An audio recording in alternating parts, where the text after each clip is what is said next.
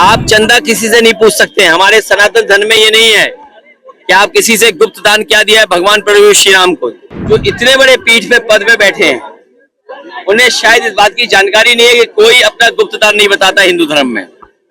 ये अपनी चोरी को छिपाना चाहते हैं कि रसीद दो। इतने करोड़ों लोग आए, तो अगर रसीद उनसे मांग रहे हो तो रसीद आप दिखा दो किसने कितना दिया है। अगर रसीद की बात है, अगर रसीद ही देखना है तो देने वाले से क्यों मांग रहे हो। जो लोग ये कहते थे पानी का पानी कर देंगे, वो चांदी की चांदी वापस नहीं कर पा रहे हैं, सोने का सोना वापस नहीं कर पा रहे हैं, तो वो रसीद कहां से लाएंगे। मुझे खुशी है इस बात की कि बड़ी संख्या में जनेश्वर मिश्र जी के अनुयायी, जनेश्वर मिश्र जी को मानने वाले, उसको किसी रूप में आप कह सकते हैं, बड़ी संख्या में आए, उनको मैं धन्यवाद और आभार प्रकट करता हूँ। देखिए, जब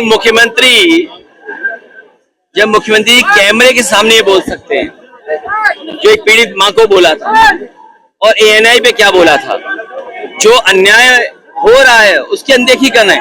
आखिर चोरी किसने किया। सरकार ने जब चोरी स्वीकार कर ली तभी तो SIT का गठन हुआ, और फिर क्योंकि SIT न्याय नहीं दिला पा रही थी, इसलिए SIT के बाद SIT बनाना पड़ गया। तो ये सरकार की बड़ी हार है, जो सरकार स्वीकार नहीं कर पा रही है, इसीलिए सदन नहीं चला रही। आप चंदा किसी से नहीं पूछ सकते। हमारे सनातन धर्म में ये नहीं है कि आप किसी से गुप्त दान क्या दिया है भगवान प्रभु श्री राम को। और मुझे तो लगता है जो इतने बड़े पीठ पे पद पे बैठे हैं, उन्हें शायद इस बात की जानकारी नहीं है कि कोई अपना गुप्त दान नहीं बताता हिंदू धर्म में। ये अपनी चोरी को छिपाना चाहते हैं कि रसीद दो। अरे इतने करोड़ों लोग आए, तो अगर रसीद उनसे मांग रहे हो तो रसीद आप दिखा दो किसने कितना दिया है। अगर रसीद की बात है, अगर रसीद ही देखना है तो देने वाले से क्यों मांग रहे हो।